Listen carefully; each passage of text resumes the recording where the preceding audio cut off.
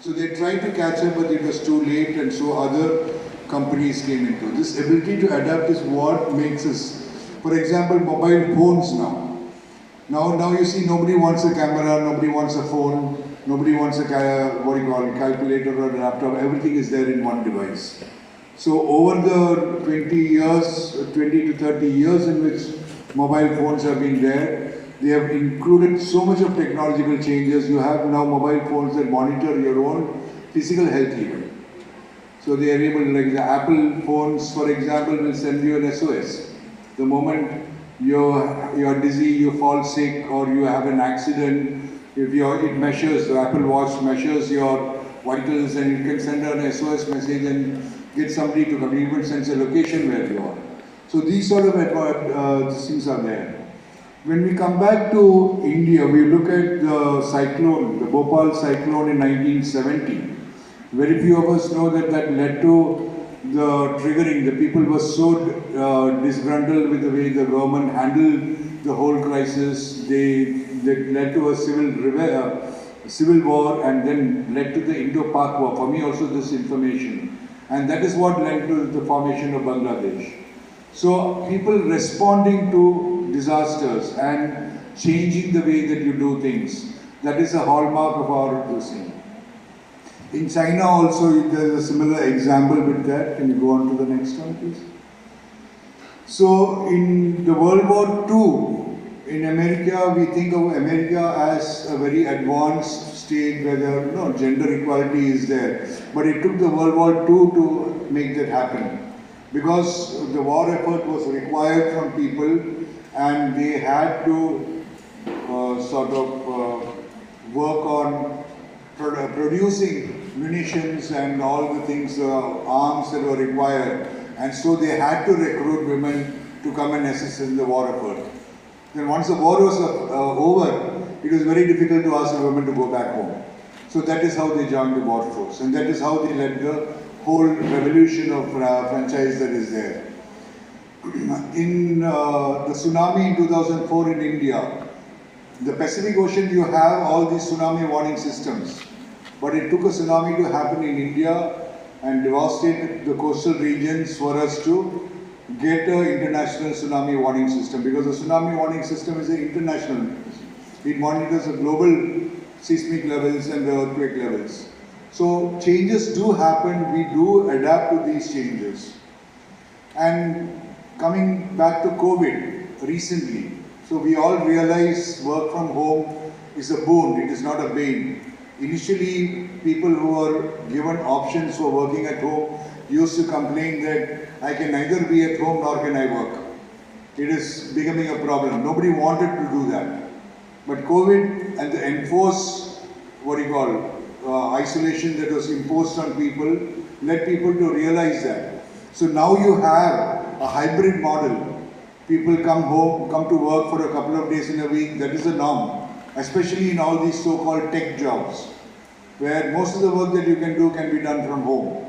So you have led to a new classification of workers.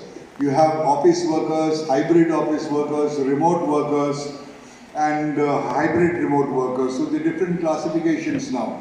This is, I think, in one of the tech companies that is there. So this ability to respond to technology, and technology has now invaded us in such a next level. So many advances are there. I will be largely talking about how it has impacted psychology and the different areas in which it has impacted us. So starting with education, assessments, diagnosis, treatment, research and knowledge sharing. These are the major domains that the APA has identified as how psychology has created changes in the way that we go about things. So to go about education, the next one please. Technology is more like a double-edged sword. It can be used for something that benefits people also, but at the same time, if it is not used properly, if it is misused, it can lead to a negative effect. So it is like the knife. In the hands of a surgeon, it can save a life. In the hand of a criminal, it can take away a life. You can't blame the knife for it. It depends on how so technology is something like that.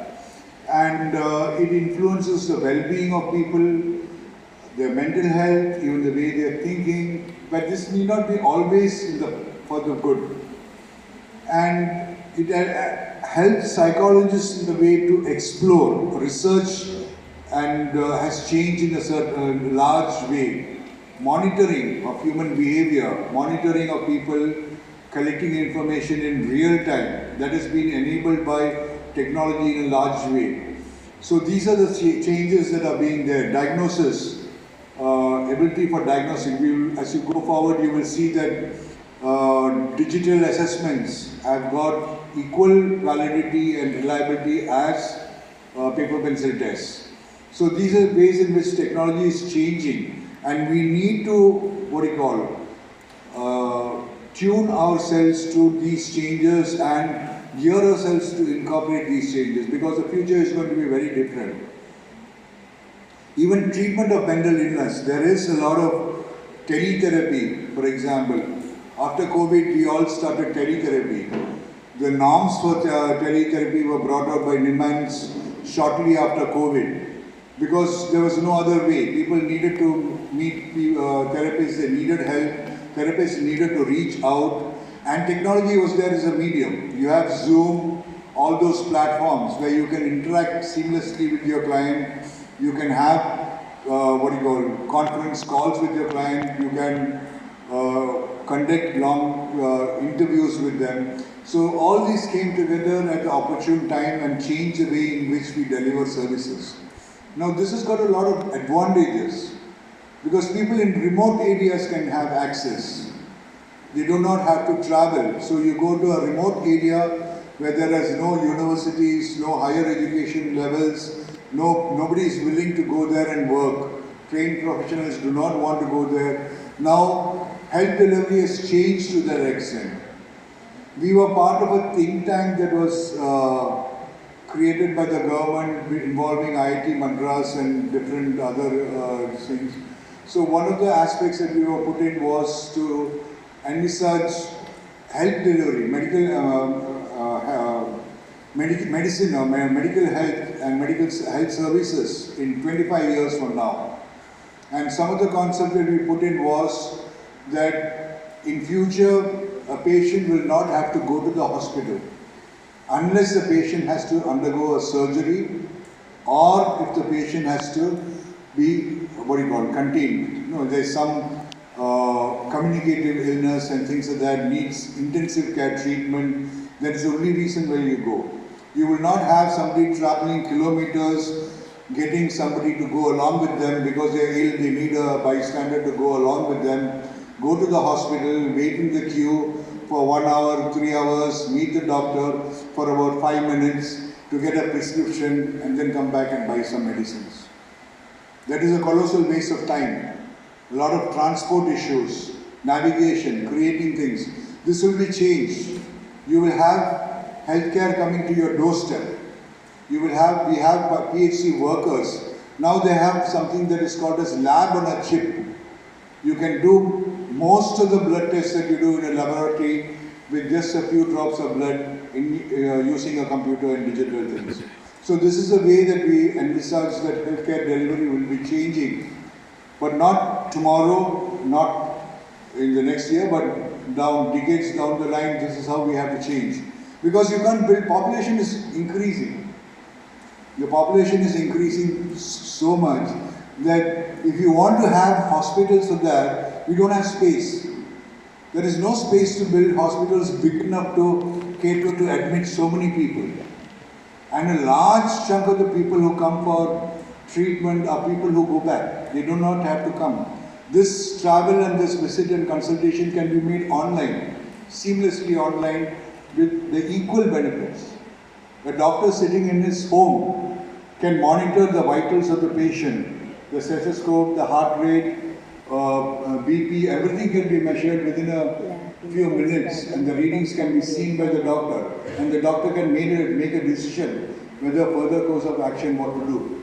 You don't have to travel all the way there for the doctor to say, no, you can go back home, take these tablets. So this sort of changes are what are going to happen. And this is how we are going to go forward.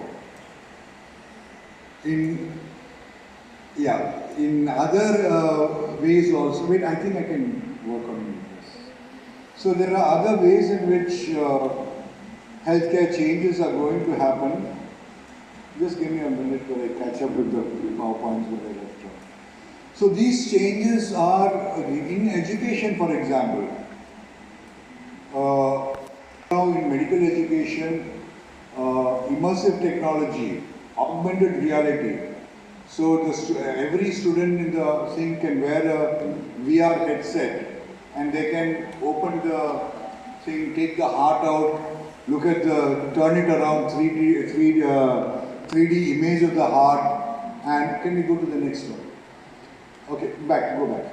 So can see the heart, can rotate it, can look at the, what you call, arteries and veins that are coming in, the circulatory system, understand that, and then put it back, see how it is connected to the lungs, all this sitting in the classroom. So we have physiology textbooks that are now digital. In fact, there is a startup in our university which has developed that, where they have full anatomy of the body being done on the headset. So your knowledge, your understanding is much more rather than seeing a two-dimensional picture. And you can take this, you can manipulate it, you can move it around. So it's quite interesting to see the classroom also, because the classroom is very quiet. Everyone is fully engaged. We all have got these big goggles, that headset, virtual headsets that are there. And you should see the expressions on their face also. It's like, wow, that sort of thing. That's how learning has to be. So that is how education is changing. With the use of technology, education changes in that way.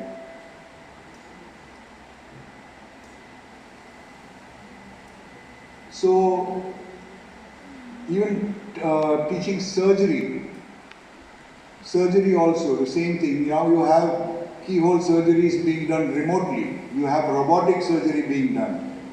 So the robot is even more precise. One of the startups that we were working with, they have incorporated digital this into the CT scans.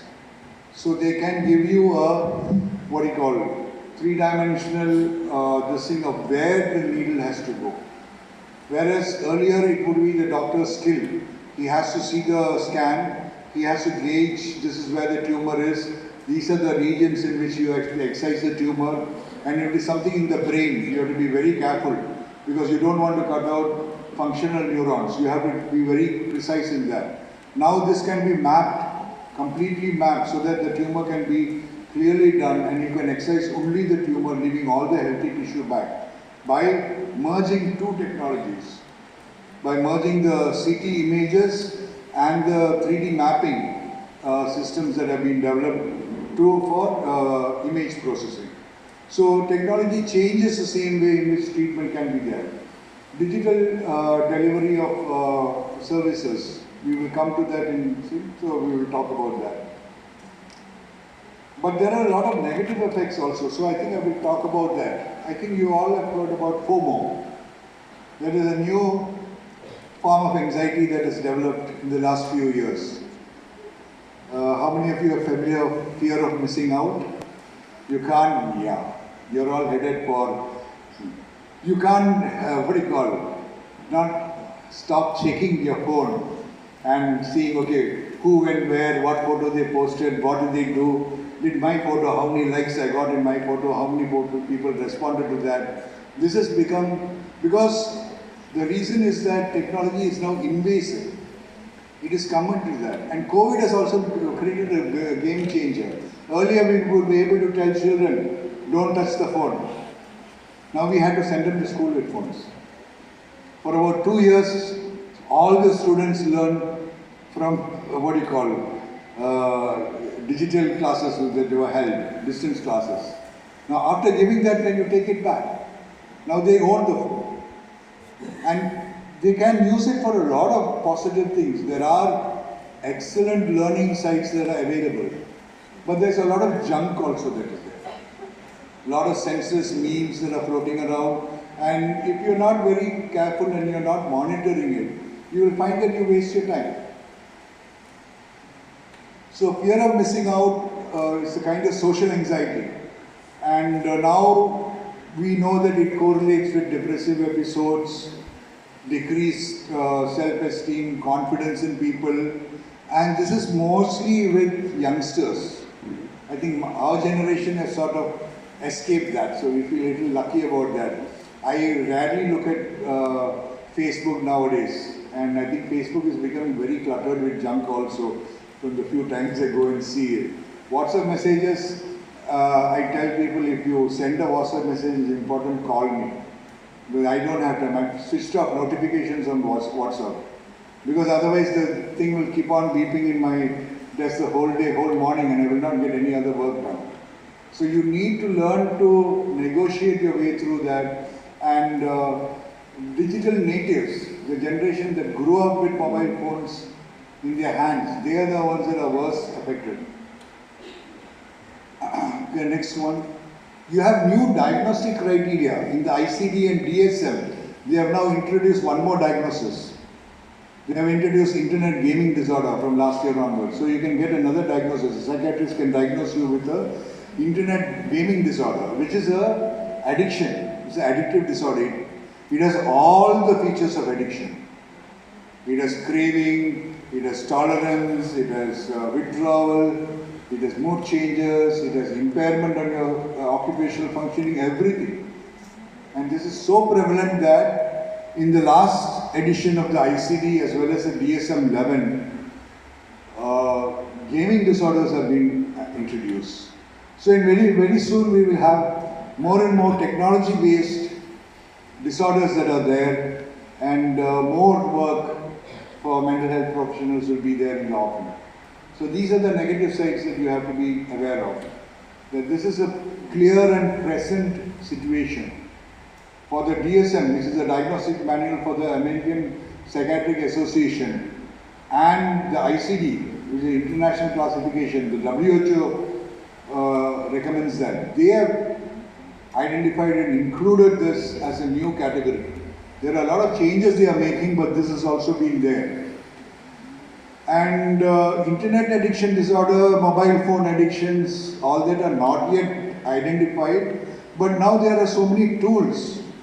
There are screening tools to look at mobile addiction, excessive use of mobile or screen time use, unregulated screen time use, and a lot of correlations with young children in terms of language development, sleep regulation, etc. Can we go to the next? So, preoccupations with gaming, withdrawal symptoms, tolerance, they are spending more time. All these are, if you have read on your alcohol dependence and substance abuse dependence, all these terms are what are used for addiction. So the same things are applying to gaming also. And there is even a 9-item internet gaming disorder scale that has been done. So you score 5 out of 9 in that, your diagnosis is confirmed also. So that is how the game is changing. And that is what is happening now. Can we go ahead? So, young children today, there's a new term I came across, digital natives. Like for example, I agree to that because if I want to, put on mobile hotspot in my phone to use my laptop or something, which I learned was a possibility, and I had to go to a complicated 5-step process. Like I had to go to settings, and I had to go to this thing, then I had to go there, and then I had to go this, and finally I will switch on the mobile hotspot. My daughter, who's in class 7, she asked me one day, what are you doing? So I said, I know, give it to me. And she just said, tick, tick, tick, it's done. She knows how to pull down the screen, she knows where it is. And I said, how do you know this? Because you don't use the mobile. You don't have the mobile access to that, and you don't use it to connect to your things. No, I help mommy to do it. So mommy's mobile she has taken, and she has learned a different access route, which is what I do now. So they grow up learning skills. They navigate. And one thing I noticed is that they're not afraid. Like when we were introduced to computers and things, there was something very, special, and this thing, no, you should not use it, nothing should go wrong with it, so don't mess around, do what you want, don't make trouble and all that. So children nowadays explore. They know that it will revert back, nothing is going to happen. Don't worry, that is what they tell me, no, don't worry, I'll just look and come back. So they learn all these things. So these digital natives, or those who are born into this ecosystem of having a mobile, using a mobile, accessing it, having access to it. Now by default they have access to it. The education has been part of that. Even though now after the classes have started, they still have the mobiles but they don't learn. They use it for other purposes, they use it for gaming, etc. So the age at which children engage in mobile use has come down considerably. I saw some memes where even primates are using, monkeys are using the mobile. So monkeys can also learn how to go, scroll, go to pictures. And the monkey will take the picture of the other monkeys also. If you give her this thing where a lot of pictures are there, he will choose pictures of other monkeys and look at it. He won't look at pictures of trees and rocks and mountains. So this is how technology is coming into our classroom, and it is invading us in that way. But at the same time, there are a lot of adverse effects. Obesity, childhood obesity is increasing. I think most of you would have seen that, no? That meme that says, the one cartoon says the mother dragging the child inside and saying, go and study. And the other one, that 20 years back. And now it is like pushing the child outside and say, go outside and play. So children now, with all this entertainment, with all this screen time and all this access to so much things, it is affecting their health, behavioral problems, obesity, sleep irregularities, poor academic performance. There is a serious problem with attention span, and that is what leads to all the academic problems. Now, if you look at all these popular, this thing given for children, you just do one thing, look at the screen time. Look at the time on which one background screen stays before it changes to another one. And you will find that it doesn't stay for more than 8 seconds. The screen keeps flickering or changing every 8 seconds. And that is how they captivate the child, and the child is glued to that. Because every 8 seconds something new comes. So the child attention goes to that. And before the child can process that, something new comes. And then again something new comes. This is good in getting the children to sit and watch for long periods of time. But it is bad because the children are not able to sustain attention for long periods. Now nothing in the real world changes every 8 seconds. Right? Okay, you might argue that there are things that change every 8 seconds also. But by and large, all of our learning and teaching, we need to sustain attention over a period of time.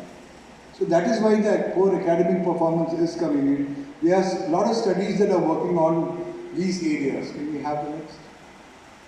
So cognitive development, like I said, is a double-edged sword. There are a lot of beneficial aspects also. So younger children who are exposed to online programs do not show a good improvement in language development, but if the same thing is introduced a little later, you find that language develops a lot.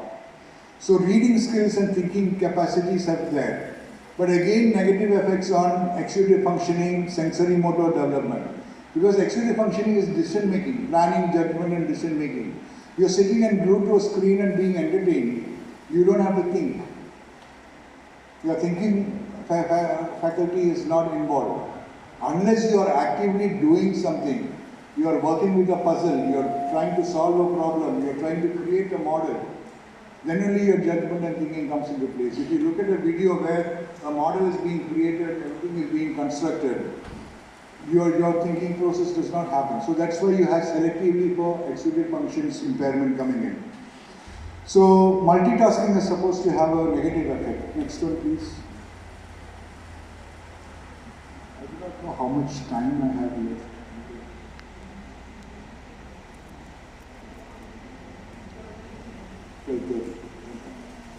So language development, like I said earlier, we all know that from 2 to 4, children learn language like a sponge.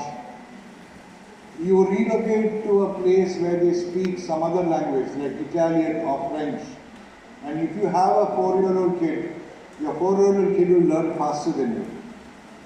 This child is pre-programmed to pick up language at a particular age. So language development, you find that screen time does have an impact.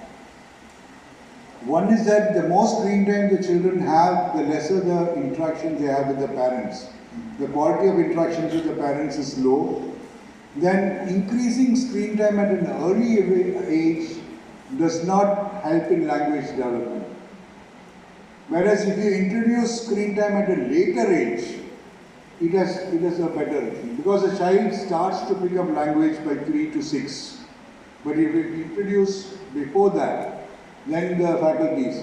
One thing after COVID we have seen in the clinic is that there are a lot of children that are coming with a diagnosis of ASD, the autism spectrum, because they don't maintain eye contact, they don't respond, social communication is not there, they play alone. Because these children were isolated, they were not allowed to socialize. So they did not develop skills of playing with other children. But these children do respond very well to intervention. So when we intervene with them, we know that they respond very well. So we do not give a diagnosis of autism, we say features. Because this is a new phenomenon that is coming. Because you take a child of say 1 year or something, and then for 2 years you don't let the child go and interact with other children. And 2 years the child is inside the home. And invariably the parents will switch on the TV. Because there's no way you can manage a child 24/7 without some sort of a respite. And the child is more interested in the TV because it is more entertaining. Too many things come there, the child's attention is there. So it becomes convenient for the parents to switch on the TV and leave the child. So there is no social interaction. The child does not respond to them. So all the checklists for autism spectrum disorder, you tick the boxes. But that child doesn't have autism. So these are some of the problems that I have in motor skills, cognitive development, social development. Can we go ahead? So a lot of conflicting evidence is there. Like I said, sometimes we find that there is improvement.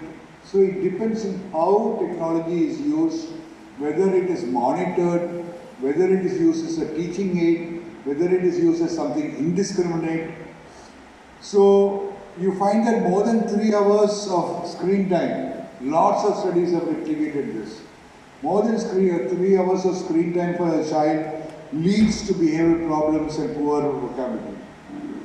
Whereas we have the children being exposed to 5 hours of screen time attending classes. Now younger children, I can tell you from personal experience, UKG first standard, you open the phone or you open the pad and you put it and tell the child, listen to the class.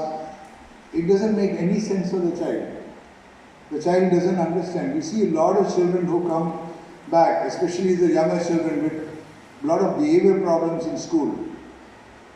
There was this child who said, why are you not interacting with your other children who are sitting there?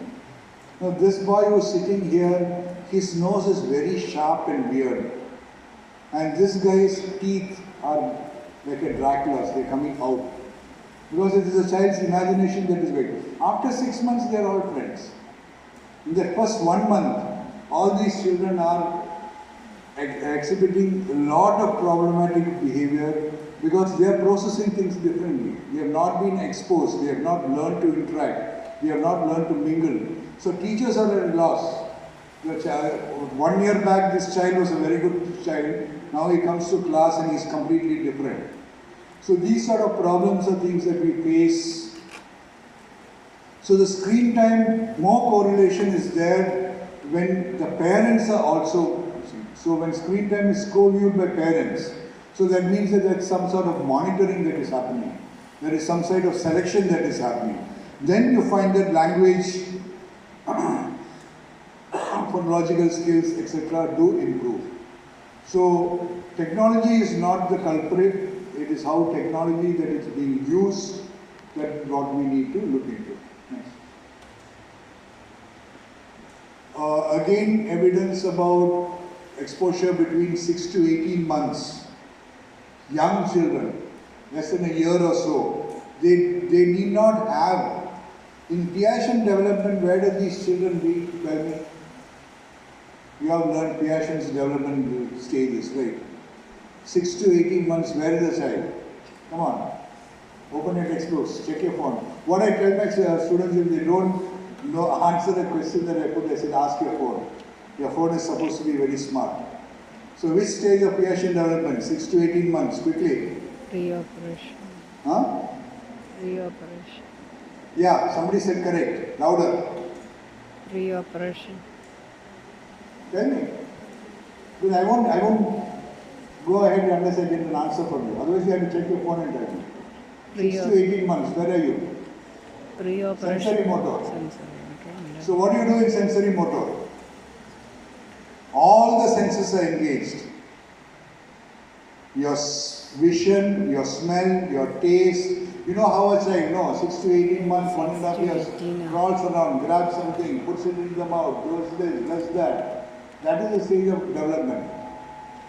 Now you take that away and you put a box in front, a screen in front of the child, which gives all the senses except motor. Audio, visual, taste is not there. Largely audio and visual, auditory and visual information is there. You are giving that, but the other areas are not being stimulated.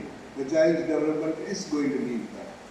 So that is why increased screen exposure for younger children, a lot of emotional reactivities, aggressive behavior, externalizing behavior, it's more temper tantrums. The child which throws things, hits people, all that, because poor frustration tolerance. So the overall brain development, the overall development of the child is getting compromised. Higher screen time at the age of 4, lower emotional understanding. Why? Because higher screen time means lesser social interaction. So lesser social interaction means lesser social learning. So that is why you find that emotional understanding, the child cannot figure out how his actions have hurt somebody. He cannot figure out somebody is upset or somebody is angry because he does not have time to have the social interactions with other children to form this base. The child at 4 years does not learn about others' behavior. It learns through observation and interaction. We can learn by reading and understanding that this is how social interaction will be. But a young child learns by doing, and the ability to do that is not there.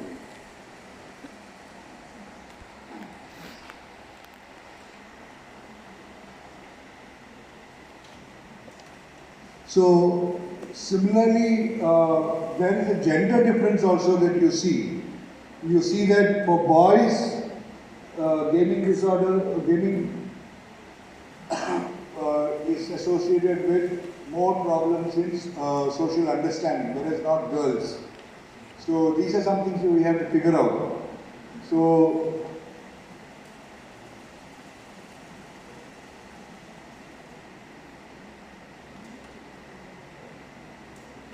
what we can conclude now is that different types of screen activities, whether it's educational input, whether it is games that they play, all this have a differential effect on children based on their age, at what age you're exposing them, and also based on the gender. So this is what we can conclude. So we need to take all these factors into conclusion when we evaluate children with developmental and behavioral problems. Can we go ahead? So the negative effect, more levels of depression, more levels of anxiety, comes more during adolescence and this thing. Because why? In adolescence, you are purified to have social bonding, form your own in-group. We have all heard about adolescence at the age of turmoil. This, when you leave the primary group, you form your own peer group. You value judgments of others, your friends know better, your parents know nothing. We've all been through that stage, right? So when it comes to that stage of bonding, this does not happen. So they have a lot of cumulative effect of all this happens during their adolescence when they are supposed to, in some ways, work and focus on what they have to do in terms of social development. So this is linked to the reward pathways in the brain, the dopamine pathways, because all the games that you play, every time you win, there's a dopamine circuitry that is getting involved. So this gets activated in certain levels. This gets activated in social interactions also. So you have certain people following certain pursuits, because that is what is giving them positive feedback and triggering them. So this does not happen. And a lot of that is related to problematic behavior, ADHD, pattern behavior also. And there are studies that show that there are structural changes in the brain that do occur also. Volume of certain areas, connectivity between different areas, what do we call the resting state mode, the activation of the brain, different areas of the brain are activated at a resting mode, by a default mode. So the participation of these different areas is different. But that may not be very alarming to you because, like I mentioned earlier, the brain is very plastic. The brain responds to inputs. The brain will recover in a way that is truly amazing. If you start working with plasticity, you will see that so many changes can happen in the brain, and you can bring about those changes in a systematic manner. But this is what the evidence shows. Now, how technology has changed assessment. Can we go to the next one and come to this later? Next. No, this is not. Next.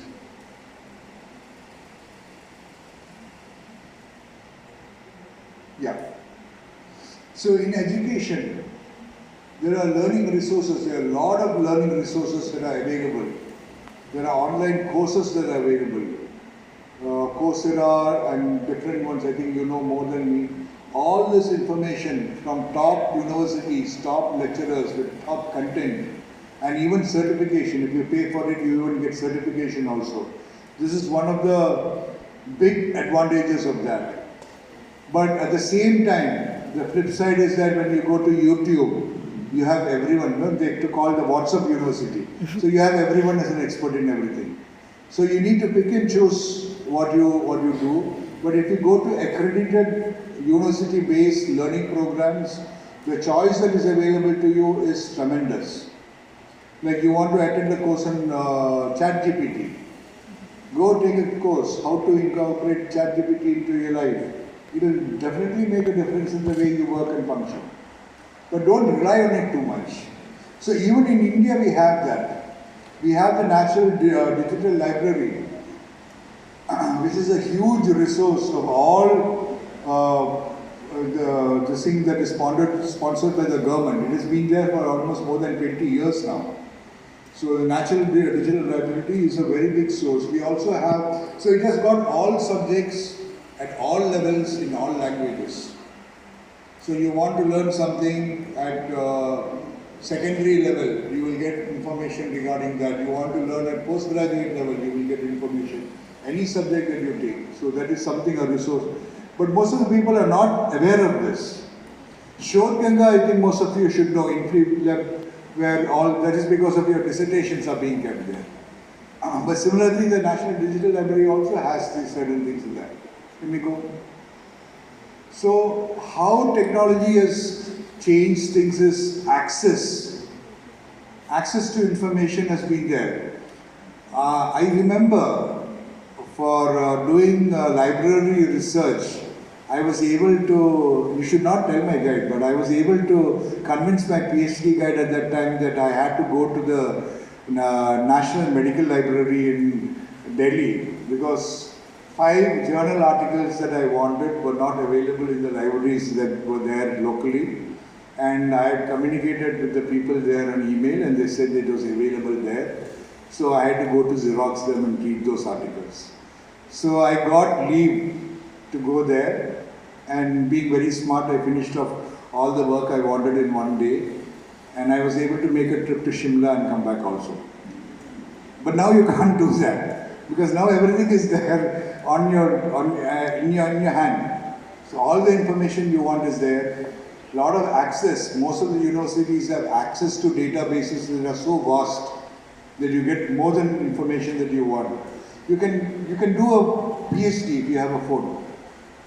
You don't have to do anything. You can sit at home. You can do everything that you want for your PhD with just one mobile. You can even do data collection. You can create a questionnaire. You can create a Google form. You can send it to social media platforms. You can recruit people. You can collect the data. The data will come to you. The scoring will be done. Everything will be done. You don't have to step out. If you know how to use this. So that is how it brings things to you. Whereas in the past, it was very different. There were advantages. Like I said, no, you can do shortcuts and side routes also you can do. But things were very different in that. Now, in clinical psychology, this is very more important, the access to data, because we all talk about evidence-based practice. And you can establish evidence-based practice only by controlled research studies. And all research publications that are there are available. Some of them you have to pay, but majority of them are open access. Open access would be enough for you to find. You have Cochrane libraries that do extensive meta-reviews on whatever topic that you want. So for you to establish evidence-based practices, that is more than enough. Yeah, can you go on to the next? Now, assessment. The way of research is very thing, so you can collaborate. Like we recently collaborated in a multinational study on decision making and delayed reinforcement. It is a study done by a human behavior lab in one of the top universities in France called, what is it? École Normale Supérieure. I didn't know that. I knew one of the co-investigators who was working in that university. I knew him when he was doing his PhD. Subsequently, he moved out and he was working in Japan. And we were catching up after a couple of years, so I asked him what was going on.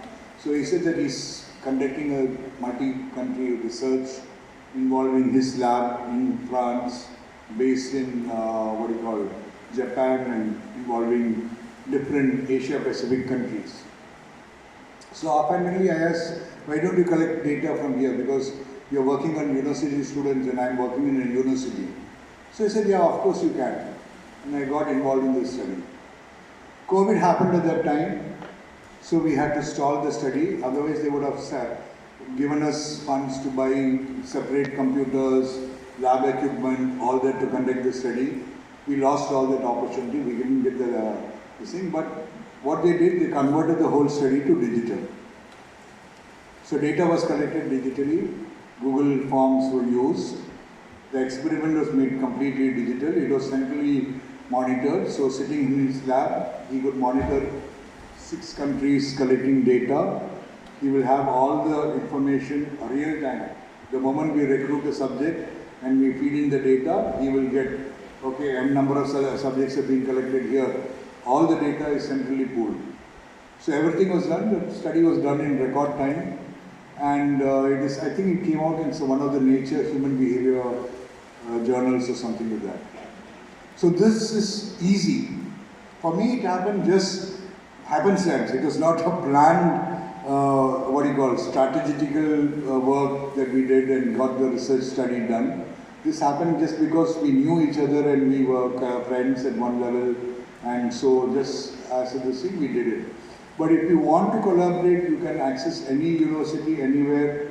You can plan out study, you can do multi-centered studies. So the ease in which you can work, the way in which you can work, there is no, they say no, Vasudeva Kudumbam. There is no difference now. The world is one small family. Technology has made that possible. Most of the costs, traveling, reinforcement, providing this, buying material, everything is taken care of. Standardized, procedures can be implemented. So you don't have to worry whether you're doing it in China, whether you're doing it in Japan, whether you're doing it in Philippines or India. Your experiment will be done in the same way because it is planned in the computer. Your research associate there has got nothing to do with it. The only job is to switch on the computer at the right time and get the right subject in. So your rigor in which you collect the data has increased a lot, the scientific rigor, because we need standardized measures and procedures to be done. So all this technology helps us. Then a lot of, you would have seen also, no? So many, you open your WhatsApp, you will get, I'm a psychology scholar, I'm doing a survey on this, kindly answer this. So that is very easy now. There are a lot of drawbacks in that in terms of patient selection, whom you are selecting as a patient. All those are drawbacks, but if you are vigilant enough, you can avoid all those. So getting informed consent is all there. Also now you can observe the behavior, online behavior, as and when the patient is responding. You can see how much is the response time, whether the response time is delayed or not. All these measures are also there which are not available earlier. A lot of process information you can get. So these are things that are there. Yeah, now can we go back a little? Yeah. So this is another method of evaluation. It is called ecological momentary assessment. So when you are collecting data or you are assessing information for people, ecological momentary assessment is doing it in real time. To collect data of the person's emotional functioning. There's one study that we were collaborating, one of my students whom I'm guiding for PhD, he is working on cognitive remediation for obesity. So the colleagues, counterparts in Australia, whose work that we are trying to follow, they were using this ecology. So you have a mobile. So you will get a message on your mobile and you just have to tell out of 5 choices what you are doing. Whether you are reading, whether you are working, whether you are taking a break, whether you are eating something or not, whether you are doing something, depending on what area of interest. Random, momentary, real-time data can be collected or remotely, any patient anywhere. So even in the classroom, you want to know if the student is daydreaming or not, whether he is attending or not. So the message comes in the mobile, you respond immediately. But the person has to be, we all rely on people giving true responses of what they are doing. So that is there. So only any wearable sensor, smartphone. So they can check the mood state. You have a patient with depression. So you can have 5 smiley faces and ask the patient to choose what they feel on them. Young children, you want to work with children and you want to evaluate mood state. You have a visual analog scale that can be there. So this is another advantage that technology has given to us. Can we go to the next? Yeah, skip this. This came in between. This also you skip. We talked about this. Next. Yeah, just to finish. Yeah. Now, in clinic, because we are all talking about mental health and clinical assessment, the advantages. Computer-assisted interviewing and rating scales are equally or even more effective than a human being sitting and rating and everything. A lot of studies that have done with that. They are more reliable, they are less biased, they save a lot of time, no need for transcribing entries, and Also, you see that when they are talking to a computer, people are more likely to talk about information that they would hesitate to disclose. A lot of times, very personal things, clients do not disclose to you. They will not disclose in the first interview. But it has been seen that more factual disclosure is there when it is impersonal. You are responding to a questionnaire, some question comes in that, there's a certain amount of anonymity that is there, you find that people tend to disclose more. So these are some of the advantages of clinical assessment that you see. So even adaptive personality testing, there are two approaches, item response and a countdown method. Most of them they find that the number of questions that you require to classify is less. So you can work easily. You can work better, reduce testing time, participant burden, and retest reliability is good. When you do the retest of reliability and validity of these are good. I'll show you one study next. So this is a study that was done to find out whether the GHQ and the SCL, which you know are very popularly used screening tools with very good reliability and validity. So they wanted, it's a very interesting study, that's why I put it here. They wanted to know whether the computerized version is as reliable and valid. So they took a group of, I think, 100 odd psychology students, 100 people completed the test. They gave both the paper pencil test and they did a retest online. So with a gap of around 2 weeks, 2.5 weeks gap, mean gap of 2.5 weeks, they first gave the paper pencil version of the GSQ and the SCL, and after the retest they did, they gave the online version. And they did the retest thing and they found that the online questionnaires are equivalent to the paper pencil test. So these are ways in which this has been established, that online assessment is accurate and it is reliable. Can we go ahead? So other things, electronic diary assessment. You can use any cell phone, public which is seeing here. So you can assess a person in the natural environment. So you ask a person to maintain diaries of what they are doing at one point of time. So real-time assessment, no need for retrospective bias, because when you interview the person or ask them, last week how many times did you do this? How many times did you, watch the TV? How many times did you eat cakes or chocolates and things like that? So the retrospective bias is avoided because we are recording things online. So maintenance of this, minimize time for summating, scoring, etc. And you can have various schedules. So every hour you want to, the PDA gives you a beep, the patient records that. So reminders can be built into that so that real-time monitoring of data is very much easier. Next. Biosensors. Biosensors are basically used to record your physiological measures, your heart rate, your BP, your movement, all this. And most psychopathology factors have got some biological or motoric component that is there. So anxiety, for example, you have autonomic arousal, you have heart rate, breathing rate, autonomic arousal measures, all this can be measured. So biosensors are very cheap nowadays, they are very small, they are non-invasive, they can be, your mobile, your watch, your smartwatch has got a biosensor, right? This watch can tell me my SpO2, it can tell me this, can me tell. So most of this technology is advanced to some level that it is all available. The only thing I can fool it is the number of steps that I take. Do you know how to do that?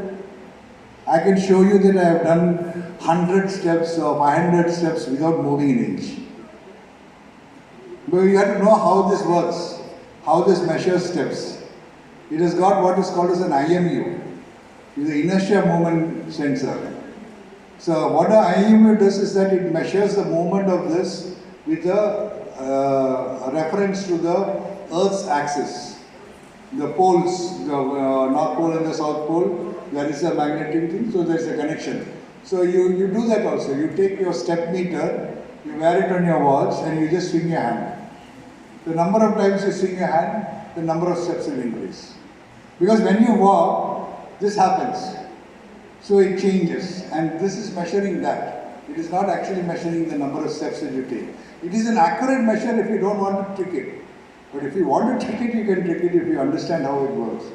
So a lot of these ambulatory biosensors, they, along with clinical assessment, improve your accuracy. So anxiety levels of a patient, in real time you can measure the heart rate, you can measure anxiety, autonomic arousal, sympathetic activation you can clearly measure. So this is the way in which you can monitor. So including ambulatory biosensors, we are using biosensors in our startup. I'll tell you a little bit about that at the end. If there's some time, I will put that in also. And boast a little bit about the work that we are doing also. But biosensors can do that. So heart rate, BP, activity and motion. So how much the child is moving around, running around. Same thing with this IMU sensor we can do. Measure of cortisol. From saliva and different measures, you can measure the cortisol levels and record that and keep. So biosensors also are changing the way, combining biosensors with this. And biosensors are very cheap. They are not very costly now. So you can easily get a EMG recorder, measure the muscle tension. You can easily buy pulse recording, this thing, all the biofeedback machines. They're fairly accurate. Like I said, your watch has all this. It will tell you your heart rate, your this thing. You have all seen smartwatches, right? So they all have biosensors. They're all working on small biosensors that are embedded into that. And they can fairly accurately tell that.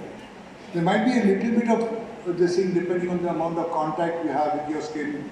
You have to wear it tight enough and all that. But if you exercise, you will see a change in your heart rate. All that it does.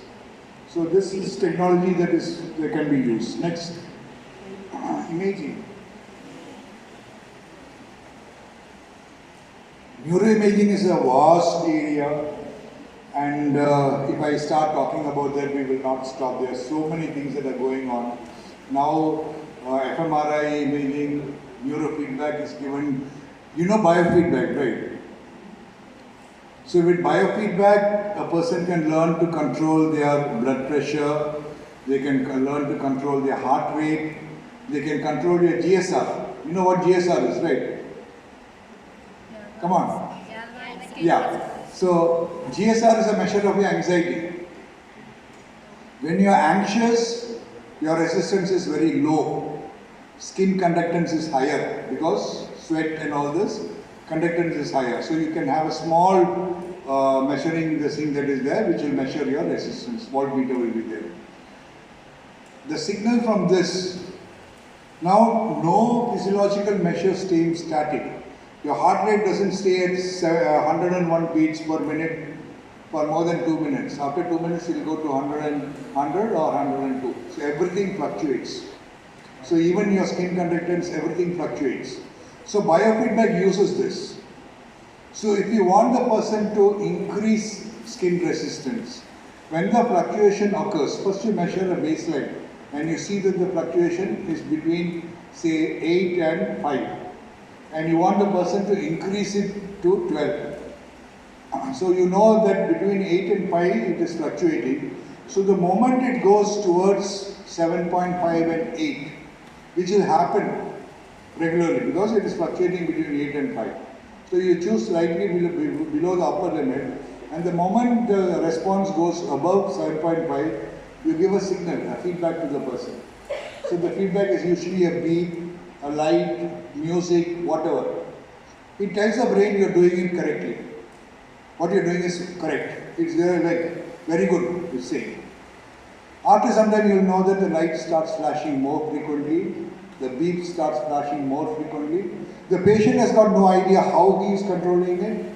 Even the clinician has got no idea how he is controlling it. You only know it is happening. That all these are autonomic signals in the brain, in the body. We are not aware of that. I do not know what my heart rate is like, but I will know if my heart is racing. I do not know what my BP is like. But I know maybe if I feel discomforted or I feel very fatigued or something, I will know that. But on a real time, I do not know that. But if I'm given real-time information and I'm nudged towards changing it, my brain can bring about the change because the brain can control it. It can increase and decrease this. So the biofeedback works on that. From that, we went to a step where we started doing neurofeedback. So neurofeedback is taking the EEG, the real-time EEG from your scalp. You put electrodes and you can get your EEG. The usual one is beta and alpha changes that they put. So alpha increase. We all know alpha increase causes what? Alpha waves are associated with relaxation, later go to sleep, delta waves coming later. So you can make a person more calm and relaxed by just giving alpha feedback.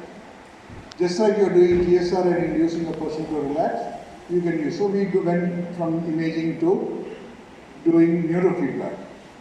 The same thing happens in fMRI. But the only thing is, the more sophisticated the measure you go, the more costly it becomes, the more problematic it becomes for doing. So barriers like availability, not everybody has got an fMRI machine. Like it took me 4 years, 4.5 years to get a neurofeedback machine. 4.5 years of repeated requesting, I've been able to get. So accessibility is not there, costs are very high. So nobody can afford 50 lakhs to buy a fMRI, 70 lakhs, 75 lakhs and things like that. Neurofeedback comes down to 10 to 20 lakhs, something like that will come to your cost. But you have cheaper versions for clinical purpose, you can have cheaper ones also. Then there are a lot of technological barriers. You need to understand what you're measuring, how you're measuring, what are the variables, what is going on. Because like we were doing the EEG the other day. So one day we were doing, everything was fine. The fourth or fifth day we were doing it and everything went haywire. The signal was very bad and all that and could not figure out. So we had charged the computer using a plug point that is adjacent to this. So that impedance was being picked up. So if you know that the signal will pick up any impedance also. So the moment we switched it off, everything went back to it. So you need to understand a little bit of technology that is there. One day the same thing, another day, everything was going fine, but somehow the signal was bad. I went through the steps, I found, okay, the ground, you need to ground and you need a reference. We have not fixed that. So without that you can't read. So simple understanding of that technological thing you need. Best is to collaborate with other people from other professionals, radiologists, physicists, engineers. In our startup we have got one engineer, the single employee is an engineer and 5 interns working. We have 2 physiotherapy interns working. We have some psychology students working. You need people from everywhere. Then you can get work done. You can't stay inside the boundary and go forward and do things. So collaboration is also something very important. Can we go ahead? But we should be careful. We can't say that, okay, this is it. Okay, this brain signal, because it is a signal from the brain and it is a clear-cut physiological measure, it is objective measure, it doesn't mean that we have discovered anything. We have to understand that life experiences and environment can influence the brain functioning. Example of life experiences influencing brain functioning, I think you all know. PTSD. You're familiar with post-traumatic stress disorder? Post-traumatic stress disorder can change your amygdala functioning, your hippocampal areas, shrinkage will be there, and post-therapy you will find that there are structural changes occurring. So a signal will not mean anything. Environmental factors are more simple. Where you are in the stage of learning. Like for example, if I give you a task, a novel task, like mirror writing. You know mirror writing task, no? So we all have to learn. We all know how to write ABC, but you write ABC looking in a mirror, reverse mirror, you have to write in the opposite direction. We all learn after a period of time. Now if I give you the task in your first 3 trials of writing, mirror writing, my fMRI will pick, PET scan will pick up high frontal activation. So I can't go and say mirror writing is involved in frontal. Why? Because if I give you practice for 1 month, And then after 1 month, you become an expert in mirror writing. And then I do a EEG or a PET and MRI, I will get a totally different reading. That time I find that only parietal activation is there. Frontal is not involved at all. Why? Frontal is involved in learning.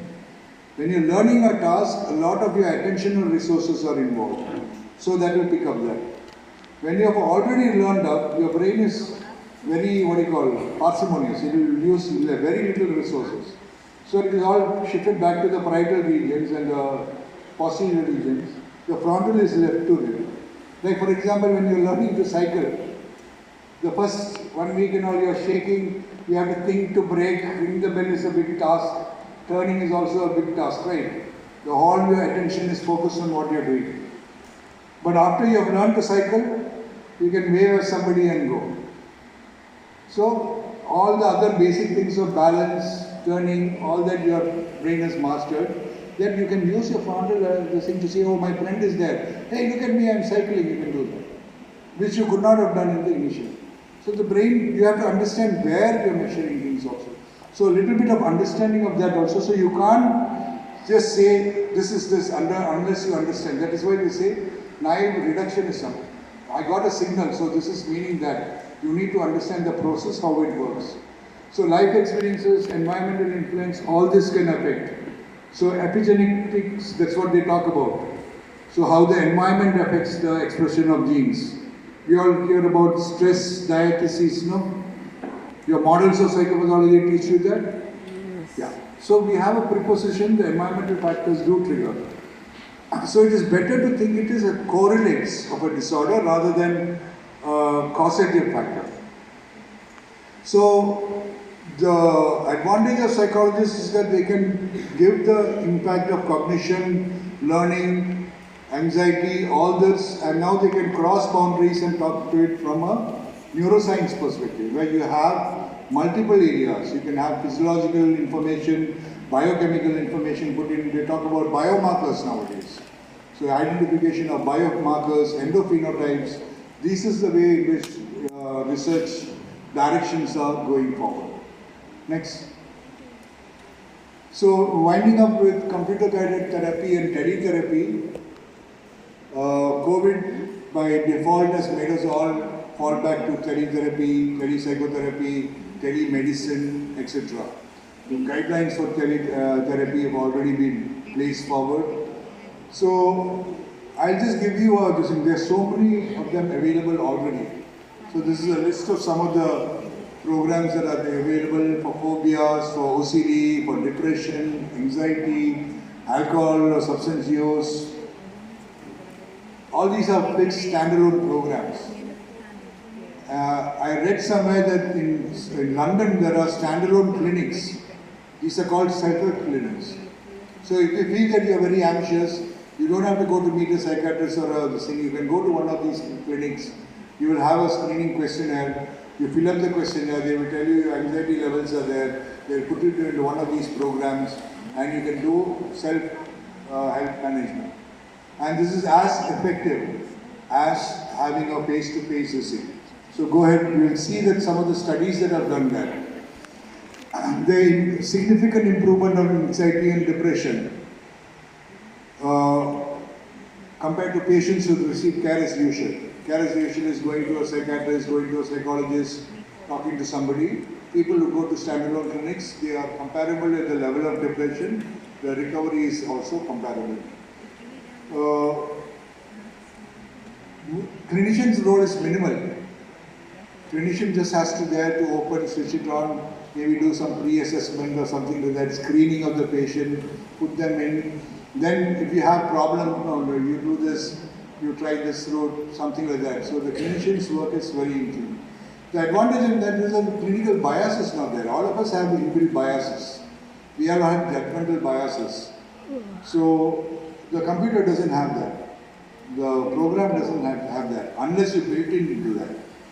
You can build in a programming bias and discriminate between people also, but if you don't do that, we all learn to be non-judgmental, right? But how many of us are really non-judgmental? We all judge, we all evaluate. That is a human nature process, right? We see somebody's clothing, jewelry, we'll judge, that looks good, that looks not so good. Everything is there. Judging is part of that. Now people judge us also. It's okay. If you can judge others, they can also, they have every right. So your patient will also judge you.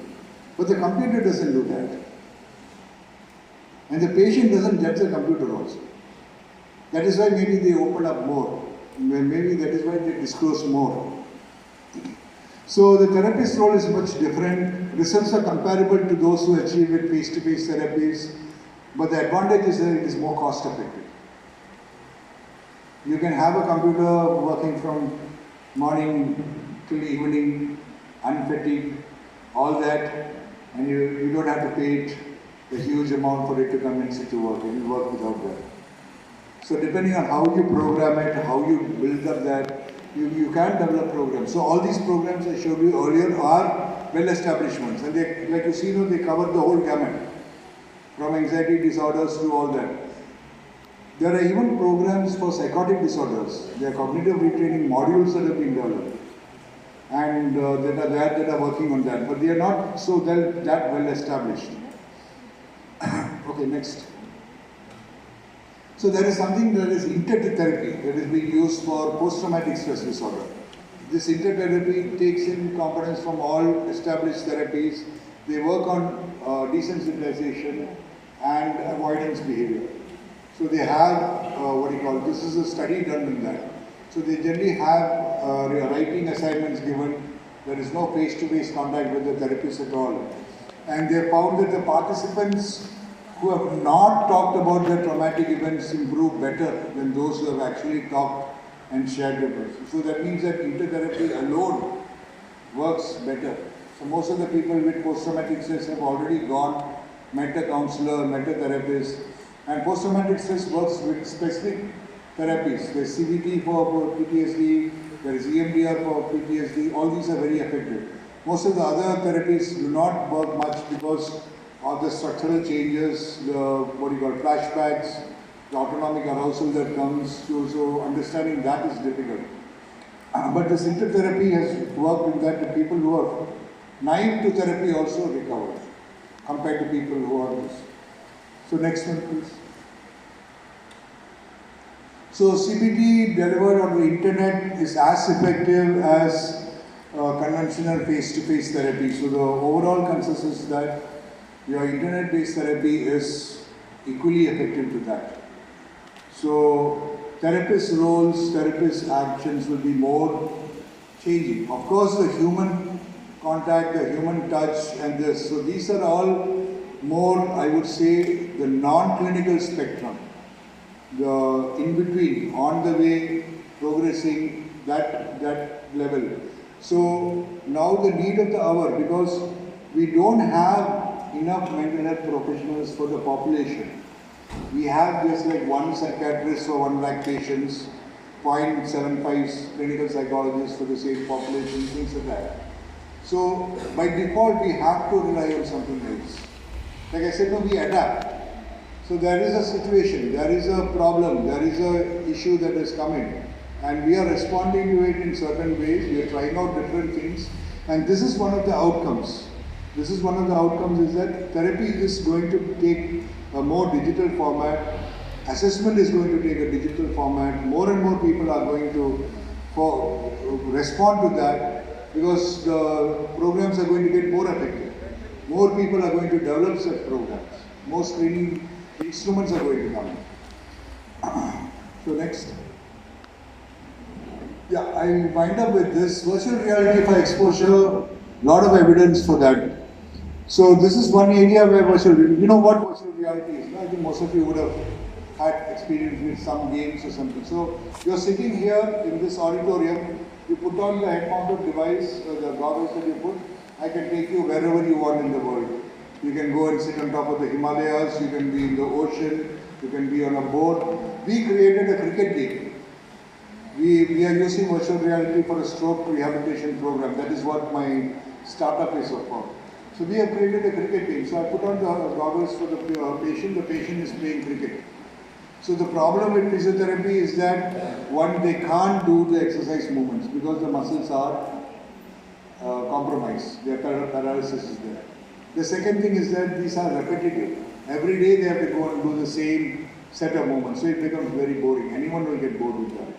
So we created a game where the patient wears a headset, he does the exercise movements when he's playing cricket. And he's motivated because every over is different, every ball that comes is different, every stroke varies.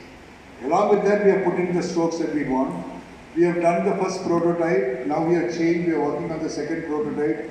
We got a lot of grants for that now, so I'm quite sure that our concept is validated. For government to give money means there should be something, somebody is evaluated somewhere. So we are now very happily working with the second stage, and like I said, I've got some four engineering interns working with me, one 3D artist, two physiotherapy students, and a whole bunch of psychology students. All are undergraduate, postgraduate students. They are all happily there. They are all gamifying the exercise. They are helping me to develop games in which all the exercise movements can be done. So virtual reality is one area that is coming up in a big way. We are working on, some people have come and asked or try to develop metaverse. Metaverse is like a virtual reality, but you have your avatars there and you talk to avatars. So I think you would have all heard of this metaverse thing. You know? They create landscapes, you buy land, you create different things. Anything you want, you can create. So people can go there, they can spend time, they can buy a ticket and go to your area like that. So they're creating therapy worlds for that. So we had some initial discussions, now some big high level, what do you call, inter-country, some talk is going on for funding and all. But they approached me for this, asking for what can be done. So they all wanted CBT. So I said we won't work on CBT, we'll incorporate CBT also, but we'll do SFBT, Solution Focused Brief Therapy approach, because most of the non-clinical problems, that is a much more better approach rather than taking something that is a clinical program. So that is something that is there, that is going on. You can close this. We have used, when you work with cross disciplines, for example, artificial intelligence, machine learning, deep learning and machine learning, you will find. What machine learning is doing is that huge amounts of data it can learn, it can identify patterns and all that. So now you would have heard, no, they will look at the picture of the cornea and they can tell whether you have a cardiac problem. So that level of advancement the computer can do. We have worked on one small project in that we have been able to identify seizures, localize and identify seizures from the EEG by the computer using machine learning. They got one paper published. The only problem, I'm also the co-author, I'm the last author in that because the idea was mine. But the problem is I can't understand even one paragraph because it is all computer language. They talk about something called as long-term, short-term memory, which is basically contradictory to us. So they have a lot of these things, but they have done that. Our key question, which they are now working on, the second group is working on is, can you identify, you know that EEG can't be used to rule out seizures. Epileptic waveform seizures, you can say seizure is there. Normal EEG, you can't say no seizures because a patient with seizures can have a so-called normal EEG also. So we are trying to see whether the machine learning can help you to identify that. So you know this patient has got seizures, he's coming for treatment for a long time. Today you take the EEG, you get it, no epileptic form missing. Can your machine do that? If your machine can do that, then you can use EEG to rule in seizures, which has not been done so far. And you can also use it for pseudo seizures. So that is one area that we are working on. Metaverse, I told you, we are starting to work with some things like that. And eye motion tracking. Now there are sensors that can track your eye motion to that degree. So when I'm in this audience, where all I'm scanning, who all I'm looking to, whom am I giving more the areas of interest, all this is linked to cognitive processing. So we have planned a study, don't have time to put it down. Both of us are having too many projects, so we have kept it in the back burner. We're planning a study to use eye motion tracking to identify children with autism. Because lack of eye contact is one of the core features, and we want to see whether we can identify in very young children earlier itself can be identified that, okay, this child's eye movements are indicative of that. So, lot of possibilities are there when you step out of the same cross boundaries you go. So I work with biomedical engineers, I work with mechatronics, I work with sensors, electrics and electronics. Like engineering itself, but there is what you call Center for Immersive Technology. So all these collaborative work is where I think future will be with that. So with that, if there are questions, I am willing to take that. Otherwise, thank you so much. You've been a very patient audience. And I'm sure you'll start feeling hungry also now. And I think we'll take a break. We have a question answer session. So it was indeed an intellectually enriching experience and a very